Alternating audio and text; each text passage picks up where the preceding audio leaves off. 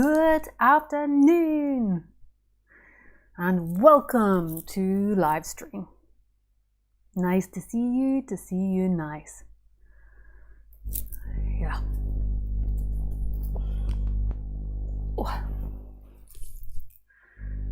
Okay, let's begin. So the title of the talk today is What is enlightenment and can I achieve it? Have I ever talked about that before?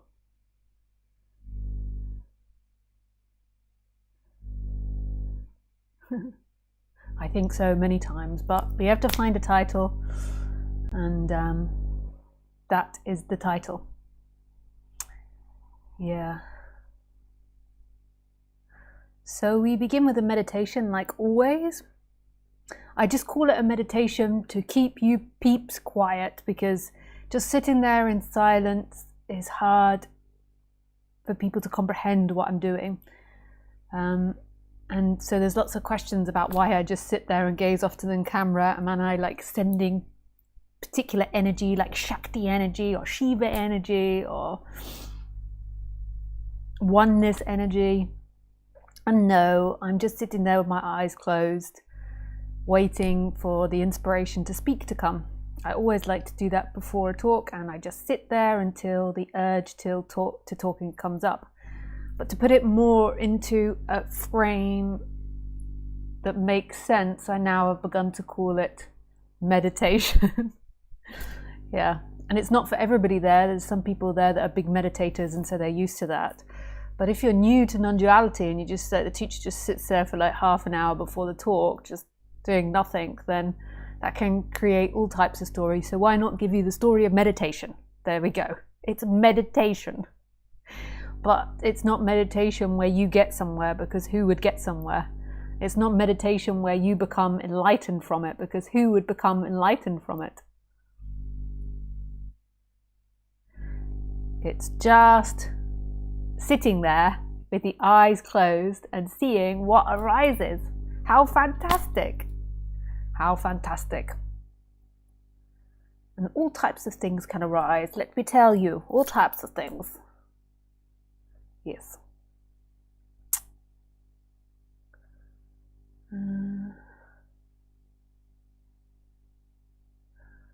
So there's different meditations that I recommend, but again, know that I'm not really saying that there is a you in there doing. But just like I could teach you how to bake a cake, I can seemingly teach you how to meditate. It doesn't mean that you is going to get enlightened, and I'm implying that will equal freedom. I am just speaking, and then either action happens there or not. And there's a good chance, if you practice meditation long enough, that it might settle down the personality structure. Isn't that fantastic? What else? It's all fantastic today. I've been writing a character that says fantastic a lot. So that's where it's coming from. Fantastic. Fantastic. That's such a fantastic word. Yeah.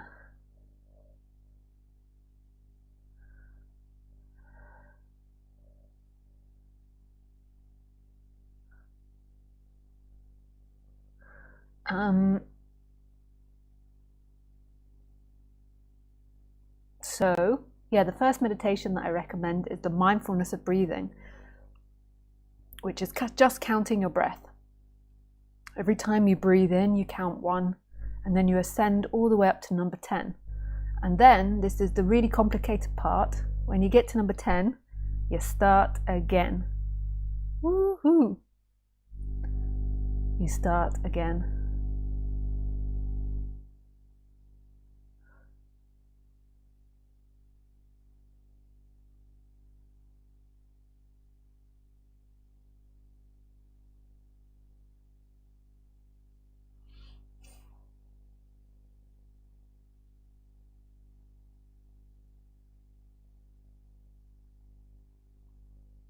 The next meditation that I'm going to recommend is putting the attention in attention. So you basically just put your attention back into the attention. put the looking back into the looking.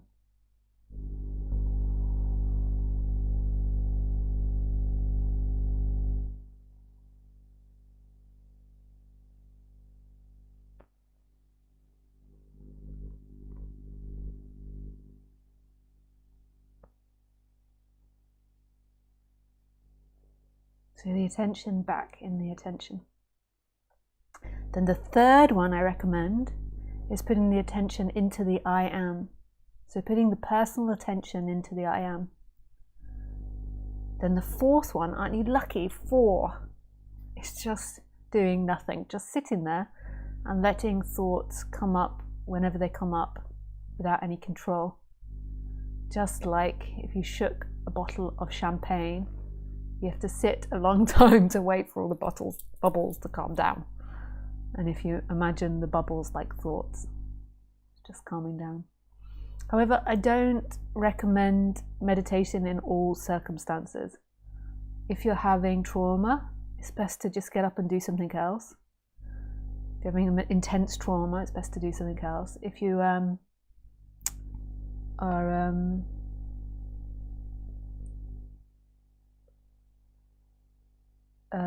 having OCD thinking, then it's more than likely better to do something else. I'm not an expert in this, but this is from my exploration.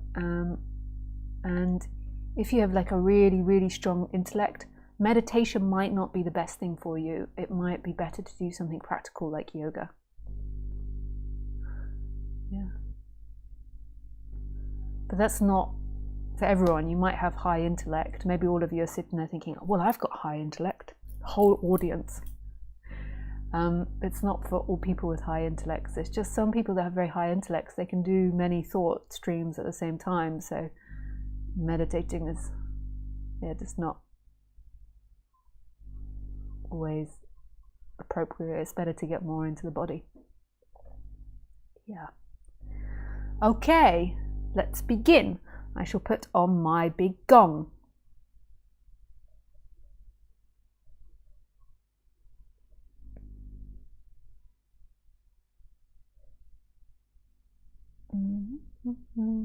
Put on my big gong and put on black hole. I have to put my big gong into black hole. We'll do about like 15-20 minutes and then I will start the talk. Good luck. May the force be with you.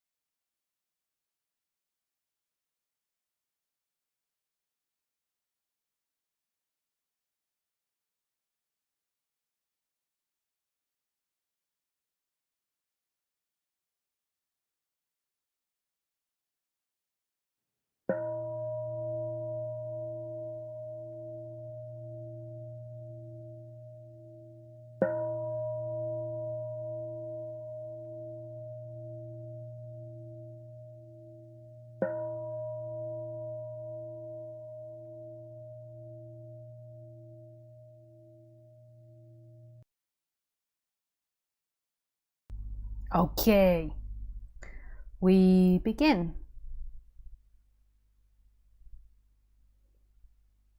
So the title of the talk is, I forgot again already, what is enlightenment and can I achieve it and can I get to it? Before we begin the talk, I just need to do a few announcements.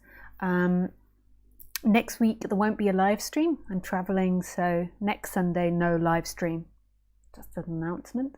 Also, there's still spaces on my conference in the south of France in May, the end of May. You can find that on my website. Okay, and if you want to ask questions, my Skype address is lisacairns12. Cool. Okay, let's begin.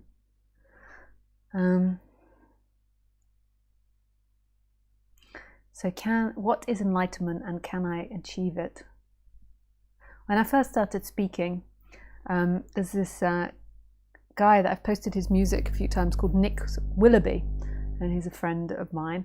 And I was buying a car off him, and my dad came to help me pick it up. So my dad drove me there so I could pick up the car. And we went into the pub for a drink with Nick and his brother. And my dad was sitting there, and they said to him, I can't remember if it was Nick or his brother, said, "What's it like having an enlightened daughter?" And I knew my dad didn't know what that meant. Like enlightened, I think there's the enlightenment of Christianity or something, but enlightened, I don't think it meant anything to him. It was like enlightened about what? Enlightened about politics, or enlightened about her mission in life? And he just sat there, and because he didn't know what to do, he went, "It's very good." It's just this awkward moment. It was so funny. Inside I was laughing, but externally I was just like, yeah. So when I first heard about enlightenment, it was through Buddhism. And the enlightenment that was sold to me was so spectacular. You know, it was really about becoming a superhero. Being a bit of a sci-fi fan, it was quite enticing to me. Like I remember particularly, I've spoken about this before, like walking through walls, the teleporting back in time. Well, not teleporting, but like going inside your mind and going back in time and listening to a Buddha's sermon, living in a cave for months on end without having to eat, lucid dreaming, reading people's minds. Yeah, and of course, being free of suffering and expanding to higher realms of consciousness. Yeah. And I think the first book I read was by this lady who lived in a cave in the Himalayas, a Western lady. I think she was Italian. She lived in a cave for 7 years by herself in the Himalayan mountains. And sometimes she would be snowed into her tiny cave for months on end. So she wouldn't really be able to go out. And one time I think she nearly died, and she had to like pickaxe through it to get air in. Like it was so thick, the snow. I think maybe in the summertime she'd walk down to the monastery to get more like grains of rice and chickpea and lentils. Yeah, like dried food. And I just remember thinking like, wow. When I first went to university and left home, like I remember getting to university and I kind of got into Buddhism around the same time. And like the first weekend, you know, after all classes had finished, I just sat there and I was like, what should I do? And just remember having this like expanse of time. You know, when I was back at my parents' house, there was always kind of something you had to do, whether it be walking the dogs or bathing the dogs or cleaning the house. Not that sure I didn't do it that regularly. or some sort of family party, or there'd be people coming and going. You'd have your kind of routine. I remember getting to university and just being so lost in my time off, especially if like all the people in my dormitory had left. Just that.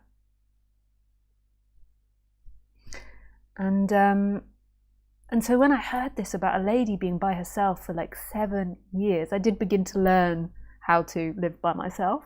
But listening to that, I just was amazed. Like, you have to be so free in order to do that. Most people crave so much physical intimacy and they're so terrified of loneliness. Yeah, I really respected that. And this is like going down story lane. And then like a few years later, I remember I tried an attempt at a solo retreat. I'd done many retreats, like meditation retreats. And I tried a solo retreat. And I think I lasted 5 days. I was meant to last 7. I'm not sure. I might have said I lasted another amount of days in another video because I can't remember how long it was. So I'm kind of guessing. I didn't complete it. The place that I went to was a retreat center, and I didn't realize that a retreat center would be empty with no one there. And then there was like no one around me for miles and miles. So at night, I had immense fear coming up about, I presume men, but also maybe, yeah, most probably men. I don't think it was monsters, like just a man breaking in or something, or someone breaking in. Yeah. And then I think on like the 5th night, I just couldn't take it anymore. And in England, sometimes the nights start at 3:30 in the afternoon and don't finish until like 7 or 8 in the morning.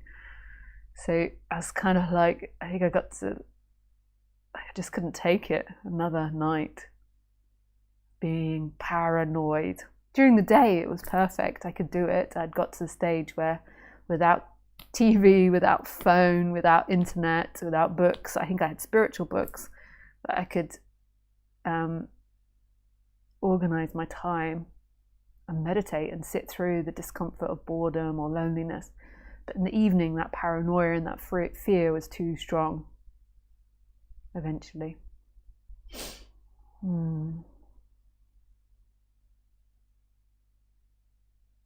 Yeah. So we all come into this subject with ideas of enlightenment. I highly doubt that anyone gets into non-duality first and then hears there is no enlightenment. I suspect that most people come in to non-duality already having had spiritual teachings and having some idea of enlightenment. And even in non-duality, people have an idea of enlightenment. So enlightenment to the Buddha was waking up to your true nature and going past, I think, all habit and karma, like all your karma. But maybe that's different in different Buddhism. Like there's so many different groups, there's so many different teachings. In non-duality, it can be like waking up to the recognition of consciousness. It can be an energetic expansion. Some people in non-duality would say like going to higher levels of consciousness. Some people might say going past habits, conditions. Some people say dropping of self. And presumably, that is what people call enlightenment in non-duality. Yeah, interesting. And it sounds very enticing, this idea, especially if you've been suffering a lot in your life and you come across this idea of the end of suffering. I think a lot of people, most people, suffer in this life. The Buddha said the first noble truth is to realize that life is suffering. And I think that's true. I really think that it's inevitable if you don't explore this subject. There might be the occasional few that never develop a separate self, but I think most people do. And some people have stronger senses of self earlier in age, but inevitably through life, if you've got like less of a stronger sense of self, it will get stronger. So by the time you're in your 40s and 50s, it will be stronger. What I mean by stronger is like more identification to it. Sometimes when people have had a lot of suffering in childhood, then by the time they're 20, they're more identified with it and suffer a lot more. In some ways that can be a good thing because it makes them ask questions, whereas if you go on to your 40s and 50s, and that's 40s of 50 years of believing in the separate self, which is okay as well. It means that you most probably didn't have so much suffering when you were younger to ask the questions. Some people do, but they just didn't come across this subject. Yeah. And so that's really enticing, the idea of the end of suffering, or the idea of anything that I've spoken about. Like the mind likes that. The mind likes to have things which it can achieve. I can become enlightened, and nowadays, because everyone's speaking about it, it's like, yeah, this is really a possibility. I can become enlightened. The mind likes it because it likes imagining itself as something. Because if you don't imagine yourself as something, who are you? So the mind likes to imagine itself as something and then putting effort into becoming that. And enlightenment surely sounds like a superior idea. The mind also really likes superiority, because then it has a comparison to somebody down there and it up there, and that gives you a pleasurable feeling. But it also gives you a sense of who you are, because you're comparing yourself against other people. There are other people that are inferior to me, and now I know who I am. I am superior to these people. A lot of the time, the separate self or the personal identification is looking to be something. Not because it's bad, just because if it's not something, then it doesn't exist. And then if it's going to choose what it's going to be, most of the time it's going to pick pleasure. Sometimes it picks pain, but that's just because of weird conditioning. So you can identify with pain because that's maybe brought you pleasure when you were younger. But even though in the moment it brings you pain to identify with pleasure, there has been some learning like, yeah, if I suffer the most, if I'm in agony, if I'm bleeding, if I'm dying, then I get attention and love. But all of it is about you being something. Because who are you? What are you if you're not anything? So now, if I take away the idea of enlightenment, maybe you're okay with that, but you're like, okay, there's going to be no self. Or there's going to be an energetic expansion. And these are all things that the you holds on to and moves towards in time. But I will give you a little hint. If they do not exist now, it's not your true nature, and it's really not so relevant. It's only relevant when you're in activity of things. So this idea of you becoming enlightened doesn't exist now, so that's not your true nature. That's not about freedom. That's about you becoming something solidified and something in time. So freedom isn't a thing in time, it's not a thought.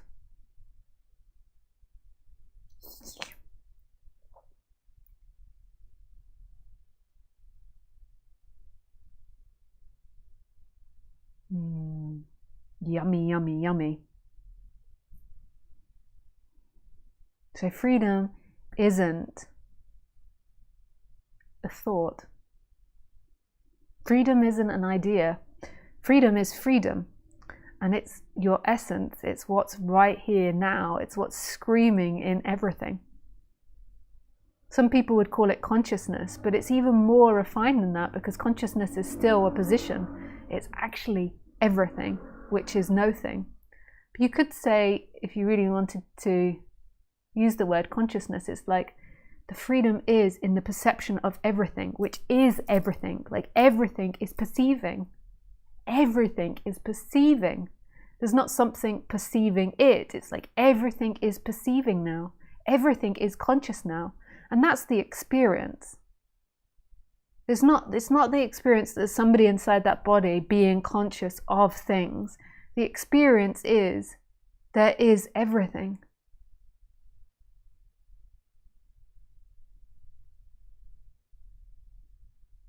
and there's perception happening in those things. Consciousness is the things you experience, because where does your consciousness start and stop? The mind likes the idea that I'm conscious and I'm looking at something, but how can I be outside of your consciousness? How would you know that I exist if I'm outside your consciousness?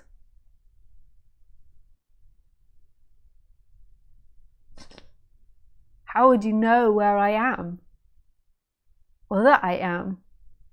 If you're not conscious of it, then it doesn't exist to you. So therefore, I am inside your consciousness. Everything you're experiencing now is inside your consciousness. But you've got to take out the words of inside and yours, because there's not really an inside because there's not an outside. And there's not a yours because there's not a theirs. There's not a you and me. But it's just language, and it's easier to speak in that way.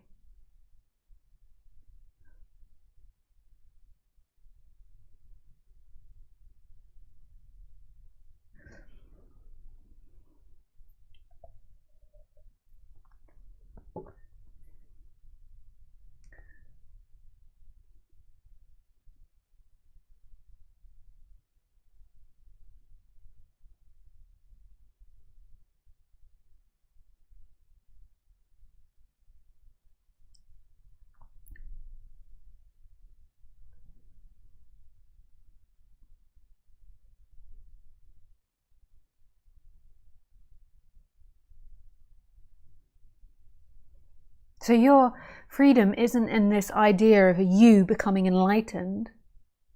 Your freedom is in what you are now, is what's already here.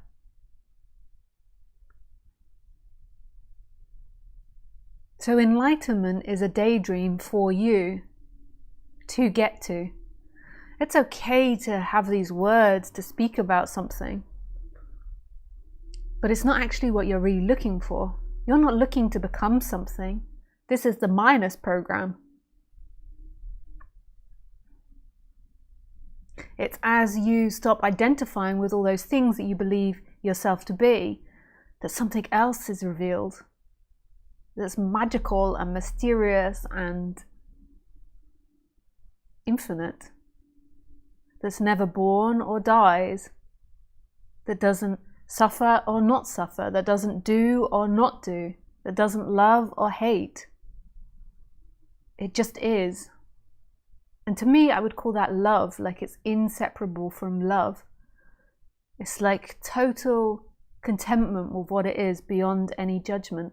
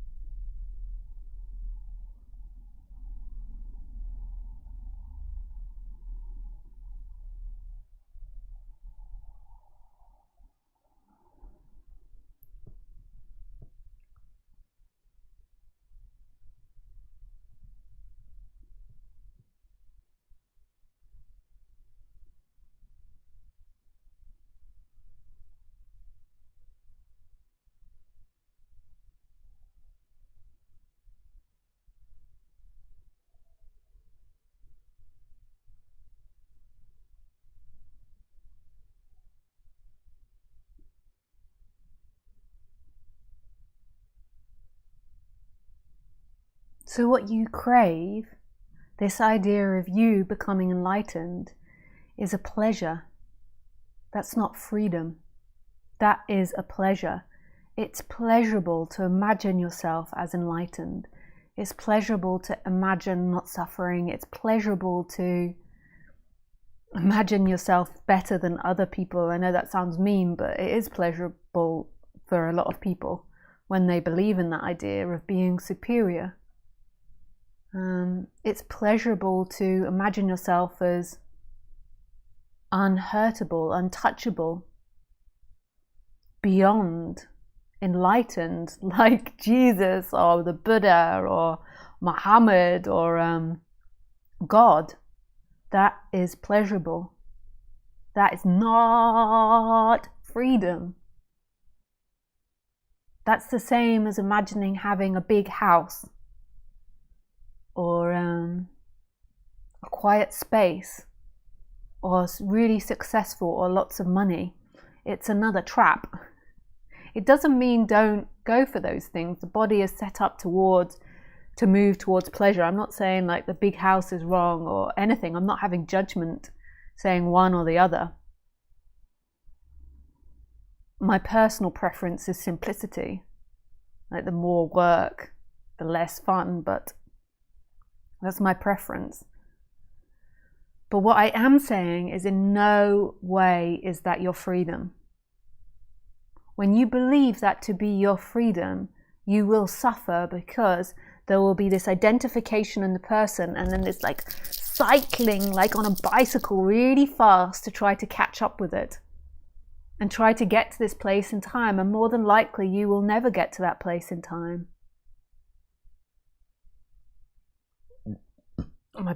Pardon me.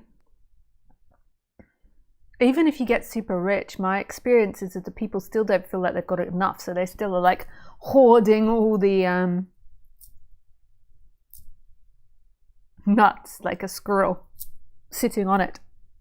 I need more. That's why we have billionaires. Like, why does somebody need to be a billionaire?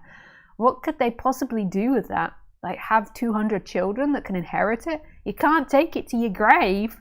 Where are you going with that, dude? Or dudess? Yeah.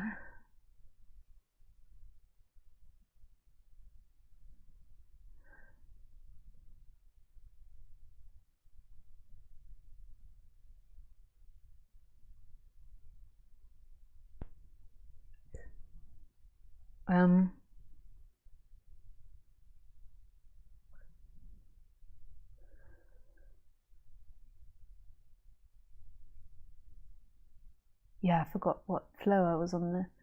Yeah, so this idea that you are going to get enlightened is simply another idea that's seeking. And the wisdom is what is free right now? This is your birthright, and this is the freedom in every instant, whether you're rich or poor, good or bad, in jail or free, having 10 kids or none. What else could there be? So this is freedom beyond what's happening in flow.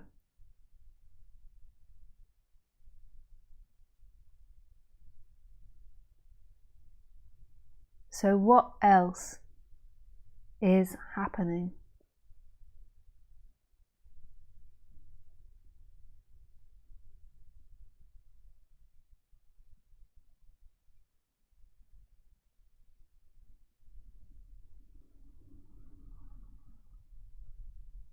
There is something here that's always been here that is screaming at you like, yeah, yeah, here I am, here I am.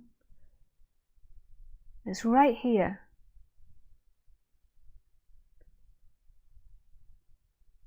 That's in all things, is absolutely free.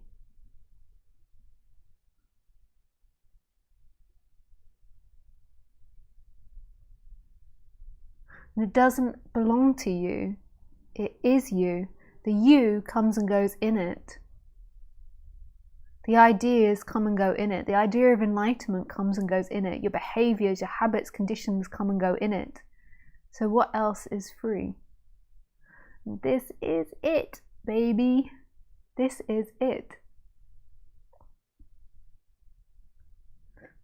And it's so miraculous and beautiful. It's what always is. And you are not doing it. You are being done by it. You are being created by who you are. So the you, the illusory you, always thinks it's driving the dream bus, like, yeah, I'm on my way to Queensland, poopy doopy doop. But it's not driving, it's being driven. It's like one of those kids, you know, with the toy wheels. It's like, what are you doing? You're going the wrong way. You're going the wrong way. It's still not turning. There's something wrong with the truck.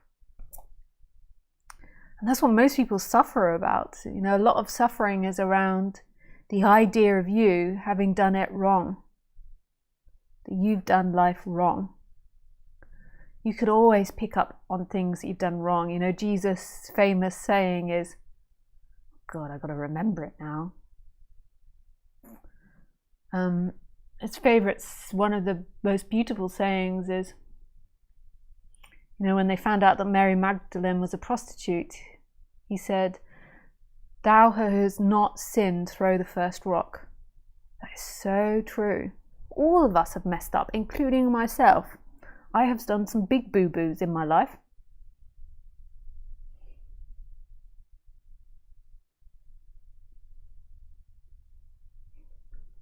I was just thinking of a funny boo-boo that I could say, but the one that comes to mind is so inappropriate. It just popped into my mind, you know, like a frog jumping out of the reeds. Like, it's so random. I remember when I was a teenager and I went to the doctors about having piles, and I really fancied the doctor. They were really good looking, and it was like really awkward going about piles, and got tested, and I mean, like, I didn't know I had piles, so they tested me and they realized I had piles. And then I was leaving and saying thank you and goodbye, I let out the biggest, most humongous fart in the universe. It was so embarrassing. Yeah.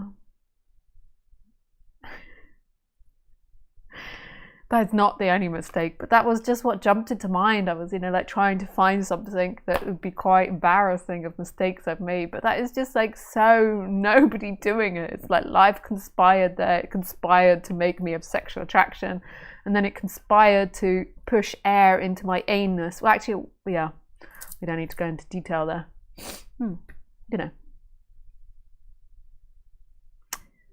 Yeah, professionals, lawyers, doctors, they're all sitting there like, oh. There was me thinking I was getting into the refined subject of Indian philosophy, learning from an English woman, and she's talking about anal farts. Off! All the people that are Rupert Spira followers are off now. They're gone. She's gone too low. No. It reminds me, there was actually a comment on my channel last week which I wanted to comment on. I don't often look at the comments, just because I just don't think you should if you put yourself on YouTube. Lisa Cairns. But sometimes they get seen, and there was one that I saw last week which I thought I would comment on. Okay, make sure the volume is off. I thought it was quite funny. Well, no, not funny, just funny, but I also thought it was quite funny. So, this is from David Pinto, and he says, "Your cuss words and your strong emotions condemning our false projections evokes in me judgments in my attitudes towards Maya. I don't think it's constructive. I'm disappointed in you." Firstly, I really hear what you're saying, David, and there was no intention to shame you in any way for your feelings. And I'm so sorry that that was evoked when I was mocking. I don't know what I was mocking, but I'm sure I was mocking something. It's really not my intention. My intention is to help you grow and flourish, and to see beyond your illusions. But yeah. And the reason that it happens most of the time is because my predisposition is to normally try to find the humor in things. And so it's easy for me to make faces and sort of make the ego out to be a bad person, because then it gives me some repertoire to make humor. You know, if both of the characters I'm doing are kind of being nice, then normally it's harder to make humor. But if I make a grotesque or a big character, then it makes more humor. I don't really think about it, it just comes out automatically. Yeah. So I really understand that, and I really feel like, yeah, you need to be more loving towards your false projections about yourself. Like, a lot of people go around in so much shame and negativity. So that, but the next thing, which is funny, is your cuss words. Can I just say, anytime, like, we don't call it cuss words, more than likely because we're the English people, you know, with the pronunciation, that would easily become cuss, you know, it would, with a T on the end, but I won't say it. So we don't call it cuss words in English because of our pronunciation, we call it swear words. So every time I swear on YouTube, I really get a kicking. This went on this talk about me swearing. There's more. I won't read the next parts, but I'll tell you, I really do. I've had people write to me. I might have said one F word, and I've had people write to me and tell me it's repressed sexuality. You know, I really get it if I swear on YouTube. And I just want to be frank with you all. I swear a lot in daily life because I think it is hilarious that well, not a lot in daily life, but I do swear because I think it's hilarious that we as humans make up these things called swear words or bad words based on sexual acts or sexual parts of our bodies. It's so stupid. It's so simple-minded. And so I do it because it's kind of ironic to swear, I think. Like, it's like having a laugh at how silly we are as humans and how repressed we are about our bodies. So I don't have an issue with swearing. I tend not to swear on YouTube because it offends so many people, and also because, more importantly, my videos get suppressed if I swear. If you don't believe me, go back and look at my numbers, like how much I got for my last video and then the next videos. I know that you don't believe an algorithm goes through the video, but it does. It goes through the video and it picks up what you're saying. Like, if I say the C word about the P, the thing that's happened in the society, and we had to have the I word, if I say any of that, it gets suppressed. And because I swore last week, I got suppressed. And I just think that's so funny. I just think it's so crazy. Like, the fact that we have swear words on sexual organs is ridiculous. It's ridiculous. We are ridiculous sometimes as a species. Yeah. So I kind of like swearing for that.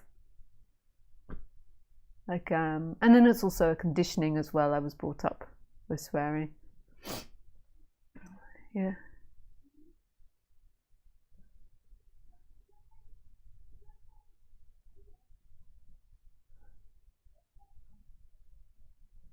Yes, I just wanted to comment on that because firstly, I just wanted you all to see the humour in the fact that I swore.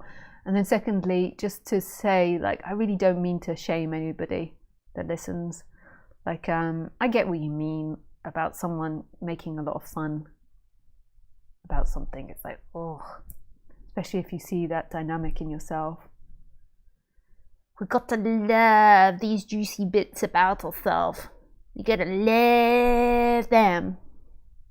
And that is the way that they begin to, not always, but settle. The more you reject, the more they persist. Yes. Okay, so we shall now move on to questions after I have done a long period of talking. Let me just wipe my nose with my handkerchief, which is disguised as a tea towel. It's a handkerchief.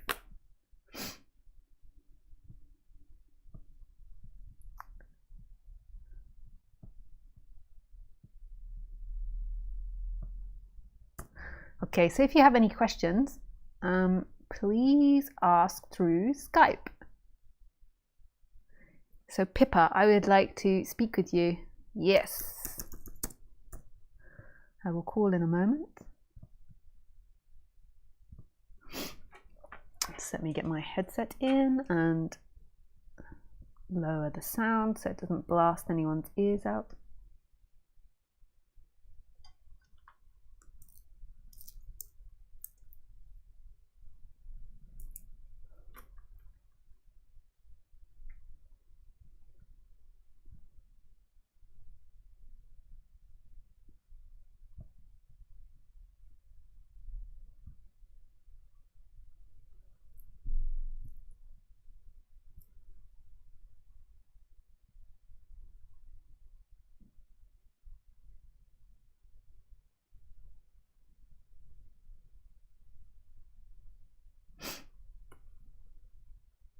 I'm just phoning Pippa.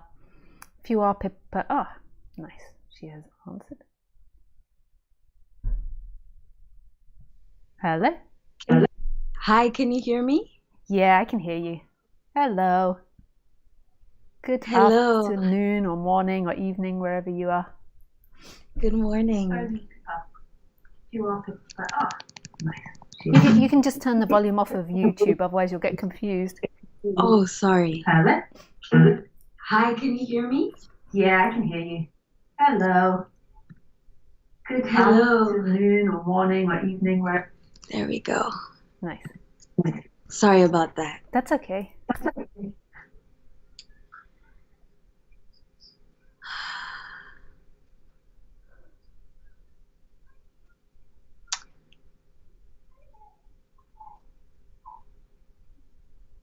So, I'm not really sure what compelled me to write that message, but I feel a strong urge to expose myself. Yeah, sure.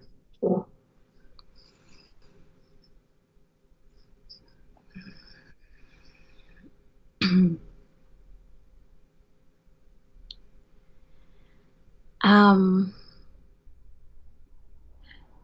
so what has been really alive for me lately is this experience of possessiveness coming up. Mm. And um,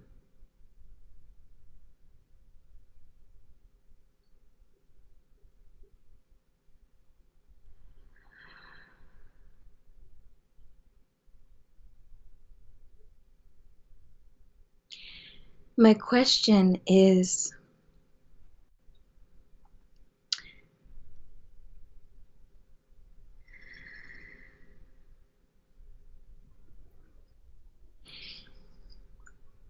I listened to a discourse where um, you were referencing the Buddha who sat for 40 days and 40 nights, and through the appearance of heaven and hell, chose to not touch any of it and just remain. And so, in watching the possessiveness arise, there has been such a strong call to share this with my partner, my romantic partner. Mm. And the response that I have received is, what does this have to do with me? This is coming from my partner. Yeah, yeah. And I observed such a strong contraction in my whole being. Mm. Because I think there was an underlying intention of just bringing the possessiveness to the table, exposing it for what it is, Mm.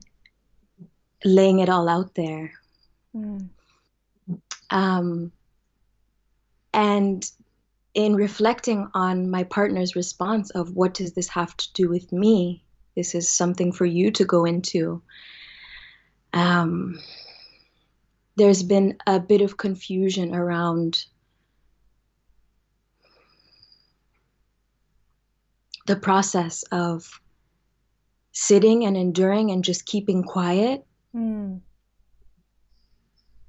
as a form of burning everything that is not true, versus when that becomes a form of suppression.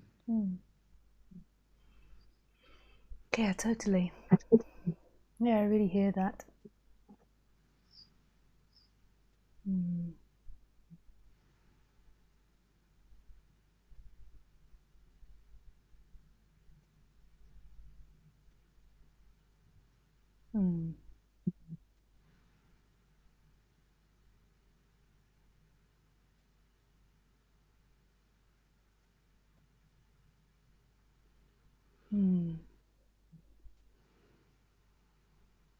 If we were in a one-to-one session and there weren't other people listening, I would ask a lot more questions and go in deeper to what's happening with you.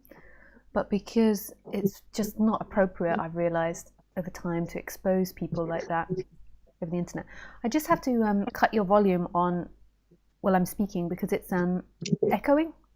I'm not sure if you've got headset in or not, but I just cut your volume, and then when I'm pausing, I'll put your volume back on so we can hear you. Okay? Sure. Yeah, so I would go in deeper to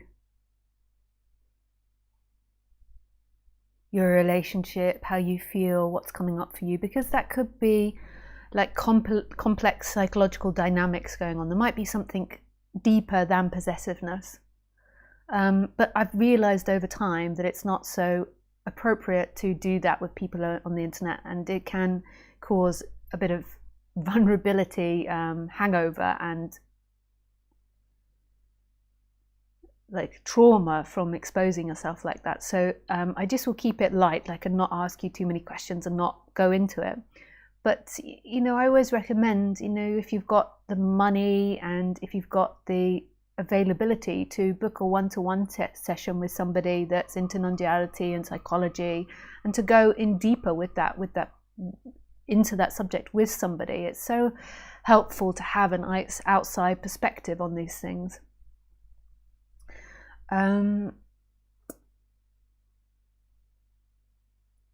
Yeah, and that's not an advertisement of myself there. I don't currently offer sessions to people. I do a few sessions behind the scenes, but I no longer advertise or offer sessions. I just really feel that's a great way to see if there's anything hiding. There could be many things hiding in that. There can be relationships that have happened in childhood. There can be behaviors that your partner's doing. And it's not that they need to stop doing that or that you need to do anything. It's just recognizing the dynamic holistically. Like you say, not just sitting in it. And when it becomes like a suppressing or an avoidance, like having somebody that's probing and asking questions and looking deeper with you. Yeah, so there could be many things that's bringing up that possessiveness. Insecurities, dynamics, past, thought processes, feeling not good enough. There could be a lot that's happening. And when that happens, different areas of your body light up. So if you feel insecure, then it's often the heart chakra. If you're feeling like they're like being inappropriate and not being trustworthy, then that tends to come from a lower chakra. There's all different. So we have these chakras in our body that inform us of what we're feeling and thinking. They're great ways to discover what it is that we feel and think in the moment. But the question that's most important, and which I'm more happy to explore with you live on YouTube, is who is it that feels possessive?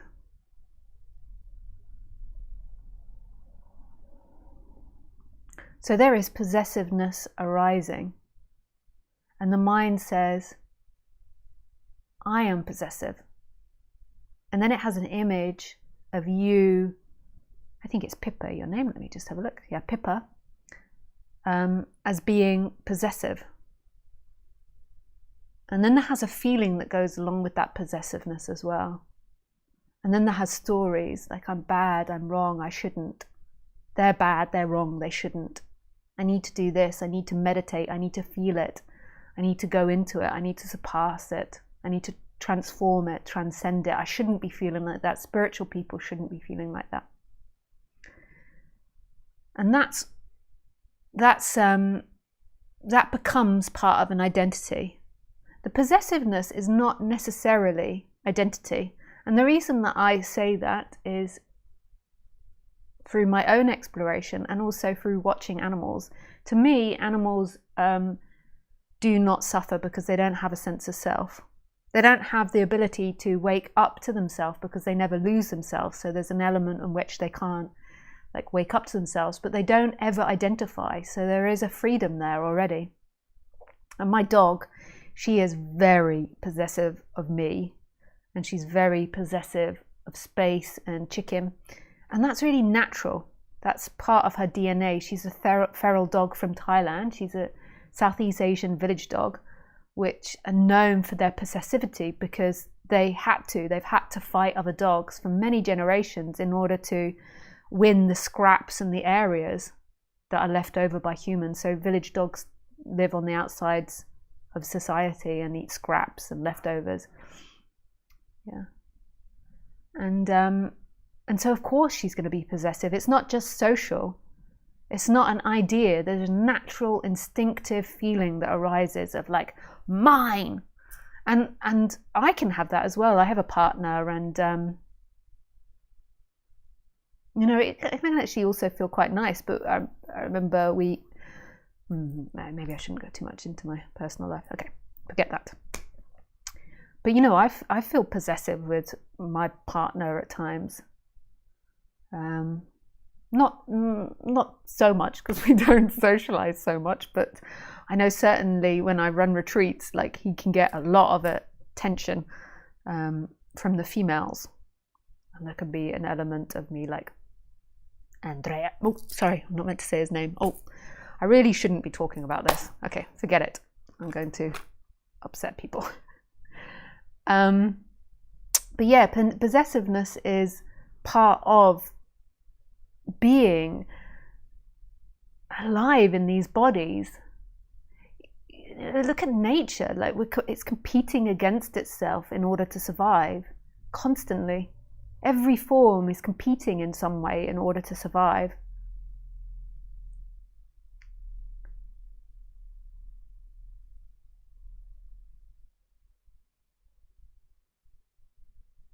So who is it the possessiveness belongs to?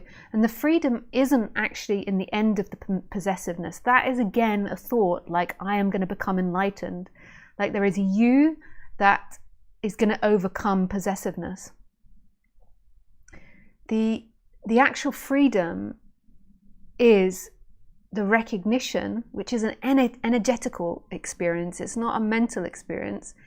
It's an energetical realization that is not who you are, and it's an expansion back to who you are. And then the possessiveness becomes a dynamic that's happening through the body, but it's not yours. You are not possessive.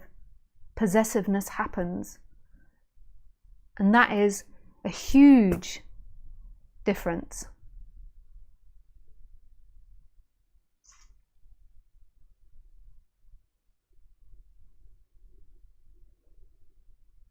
So who is it that owns the possessiveness? Who is it that wants to get rid of the possessiveness? Who is it that wants recognition from the partner? I'm not saying that you don't attempt to do that. Like, I'm not saying that's necessarily suffering. I'm just asking, who are you? Who are you? I'll just unmute you now, so yeah, you can be heard now, Pippa.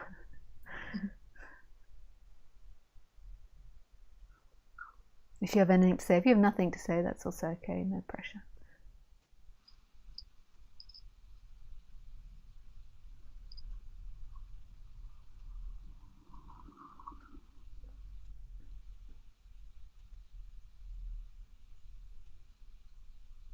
In this moment, I can say the possessiveness belongs to no one.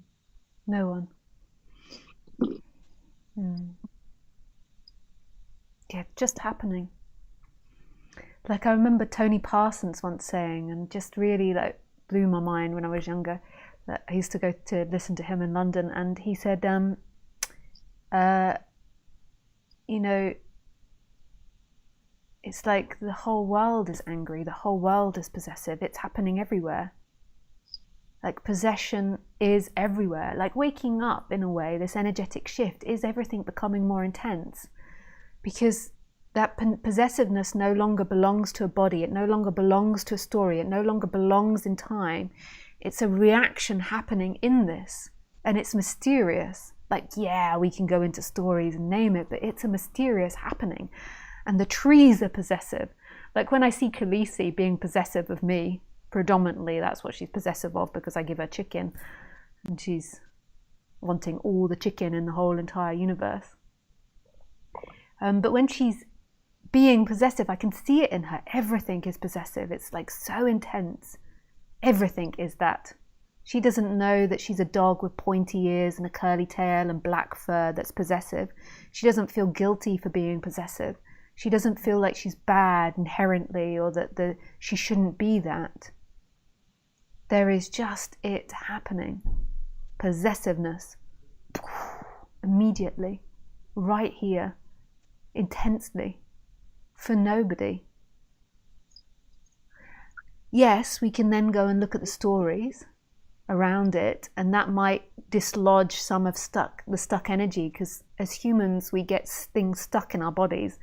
Dogs do to an extent as well, but because they don't have thinking, I feel like their energy gets less stuck. But because we got thinking and we live for so many years, we have these ingrained responses, so we can unlodge it through digesting and dissecting what's happened in the past and connections. But in the end, it's like an absolute surrender to what's ever happening for no one. Possessiveness is everything. There's no one with possessiveness. So I also really like this time when Tony Parsons was speaking about it, and he said, for some reason somebody was asking him about anger. Do you ever get anger anymore, or something like this? And he said, of course. And like he was giving different examples, and one of the examples he gave was somebody else getting angry in his presence.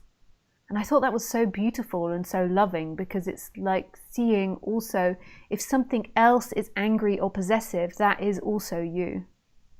Because it's appearing in experiencing, and who you truly are is experiencing.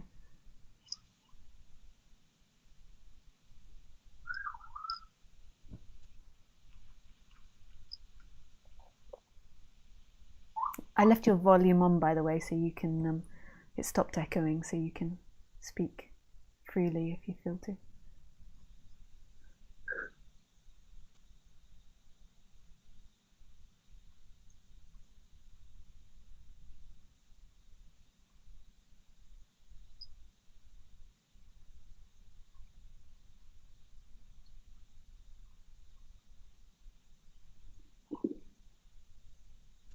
Thank you. I feel such a dissolving.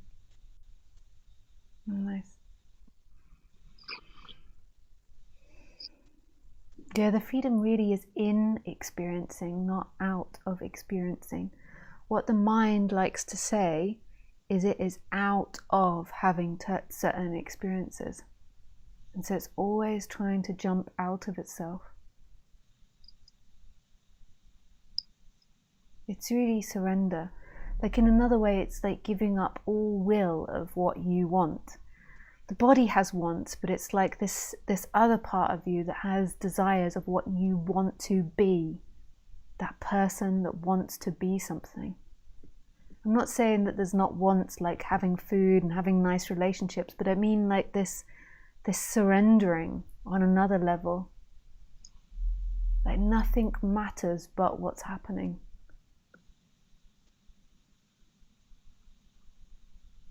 And what we're taught from society and from other people is The only thing that matters is time and what you get from time or don't get from time.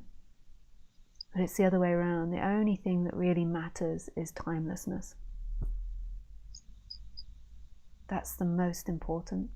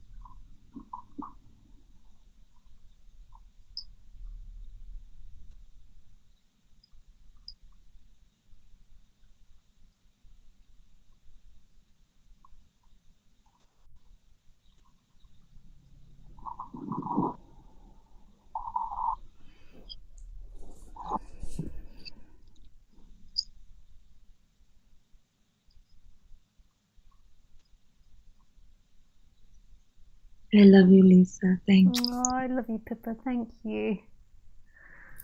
Yeah, beautiful. Thank you. Yeah, lots of love to you. Bye. Thank you. Bye.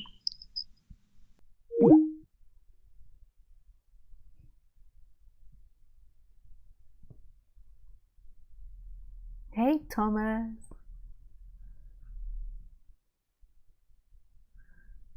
Hi, Andre. Hi, Lisa. Brilliant talk. Thank you. Oh, with pleasure, Andre. Hey, Jackie. Hey, Lisa. Why does it seem that humanity is divided into leaders and followers, people who set a prescription and those who adopt it, people who are attached to oneness, truth, reality, and then the subsequently search for it, and those who seem to not care other than to follow someone who they think knows it all? Thanks. Are they really like younger in their soul or less intelligent or less mature or something? Thanks. I think that the reason that humanity does this is because there's a predisposition to do it. So if you put Khaleesi, which is my dog, she's a feral street dog, so she's not like a domesticated dog. So I got her tested and she has no domesticated breeds in her. So her genes date back to prior to domestication of dogs. So she's the dog that happened between wolves and domestication. So she's got different DNA from domesticated dogs. So she has more natural instincts to a domesticated dog. Like, we've bred domesticated dogs to behave in particular ways. But when I used to live in Thailand, I used to watch her with packs of dogs, and there is a very specific system to it. And there's always a pack leader male and a pack leader female, and they're the two top dogs. And then there is a behavior and ritual to those dogs. And guess what? We as humans are the same. We have followed people for thousands and thousands and thousands and thousands and thousands and thousands, and I don't know how long, many years. So that's why. Because that's what we're used to. We've got a predisposition. And as to your next bit, are there like younger souls and older souls and less intelligence? Yeah, there could be. I'm not opposed to rebirth and redeath, and the there does seem to be people that have more of a predisposition to this subject and more of an openness, and that might be a karma of past life build-ups. But yes, I would say that predominantly, though, it's a happening because that's the predisposition of humanity, and then also because that's what's happening, and that's the destiny of life. That's what this miraculous, mysterious, weird thing is creating, and it's so freaking weird, all of this. It's so bonkers. Yeah. Danke, Jackie. That's it. I am done with the questions. Wow. I have silenced you all.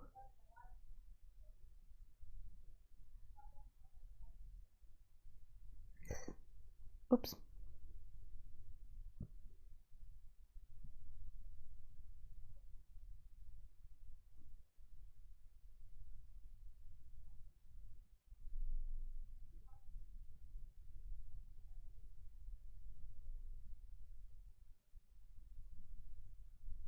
Okay, so I'll just read some questions off YouTube. There are no people. How can you follow them? That's George's response to Jackie. Yeah,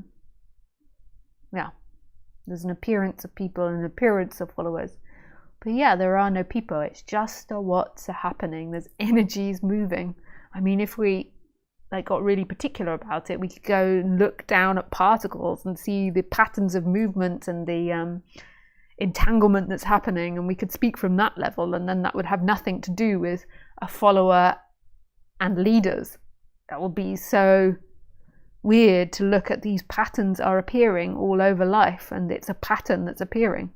But then we can go even further, and we can say nothing is just creating that appearance. We could then zoom in again and look at fractals and see again all these patterns appearing, and then the majesty of it creating humans that follow other humans and one speaker over many. We're so ridiculous and restrained in a lot of our thinking. But sorry, I'm shaming people again. I don't mean to shame anyone. I mean, we're just so constrained in the way that we think. We think A equals B when that's really not true. If you look at science and quantum physics and stream theory and entanglement, it just really blows your mind that we have no clue what's happening, and we're all just narrating these stories which we think make sense in order to have some sort of society that survives in a particular way. But it's really not talking about the bigger reality of what's happening. It's so mysterious. We know nothing, really. We're just like bumbling turkeys.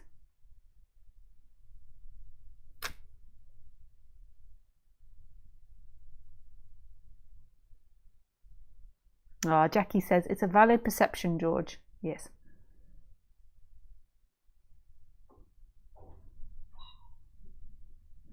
Kalasijz.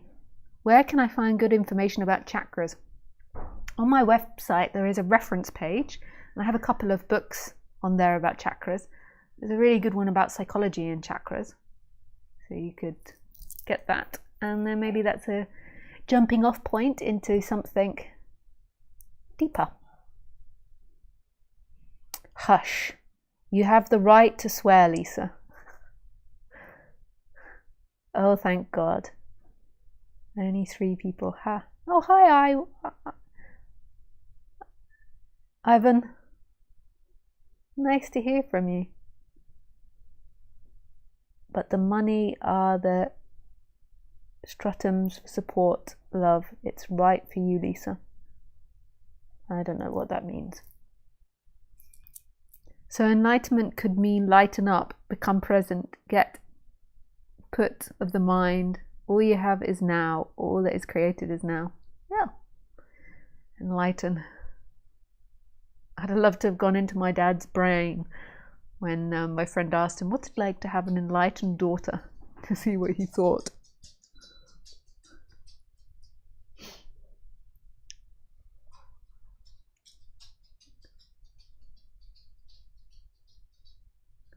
So Presence 158 says, life isn't suffering, it's your life situation that is suffering. Life is the inner essence that I am.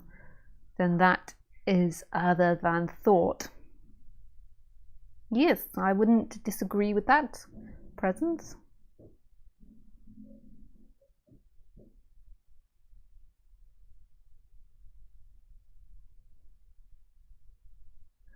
I think the book Lisa was referring to was written by Tanzin Palmo. Yeah, that's totally true. That is her. Yeah, thanks, Wings.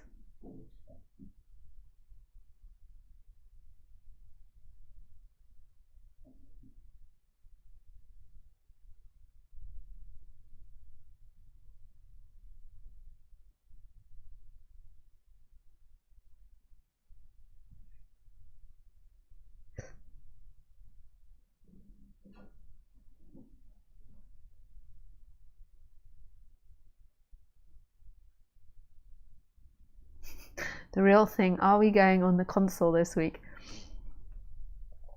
The real thing.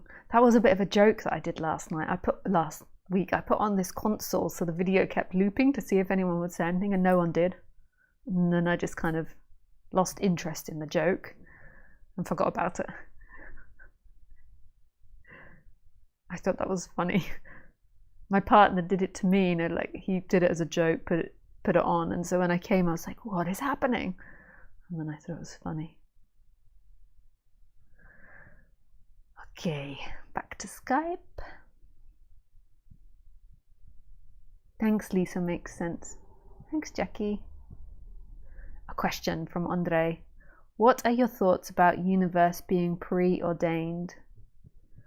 Hey,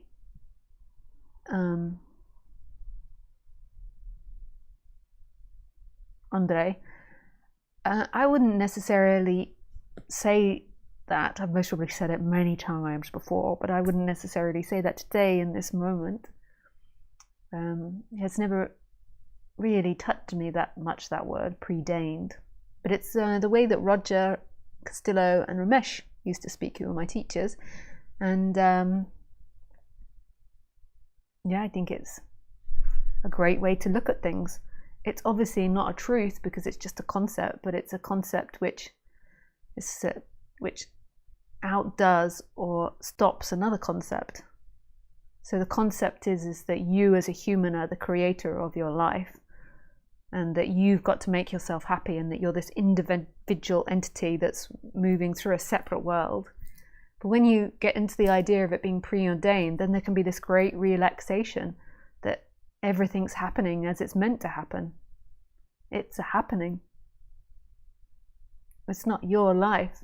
It's a show running. Who you are is that beingness which is experiencing.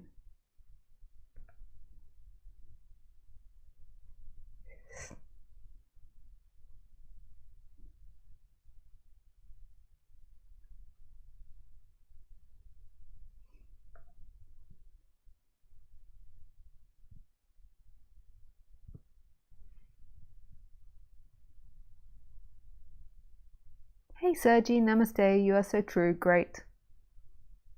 Thanks Sergi. Isabel. Love you Lisa. And she sent me a picture. Gorgeous sunset. Yes, amazing. Yeah. That is funny.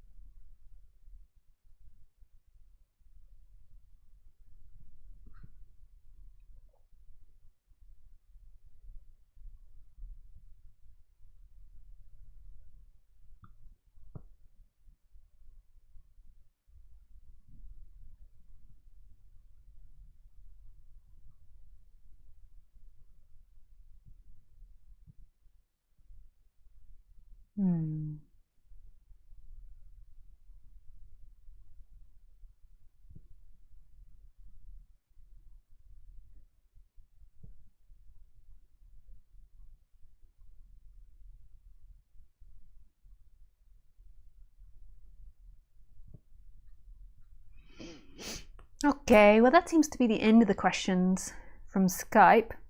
So I just feel to end the talk now.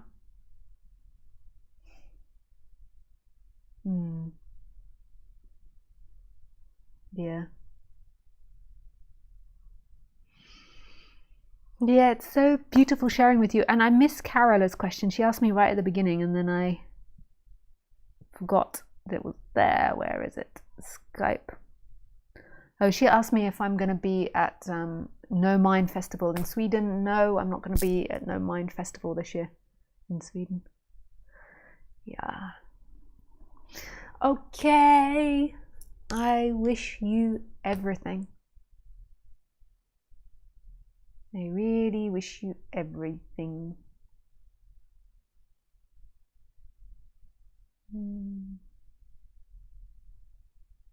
Yeah, lots of love from my heart comes up towards everybody. I wish you everything. And just a reminder, there's no stream next Sunday. I will be traveling. So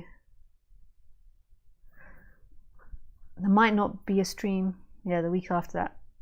Yeah, just if you check on the community bit of the YouTube page or in the YouTube channel, you'll get informed and notified, or go onto my Facebook page and I will inform you.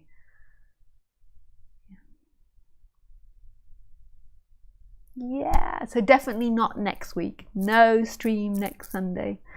But I really wish you everything.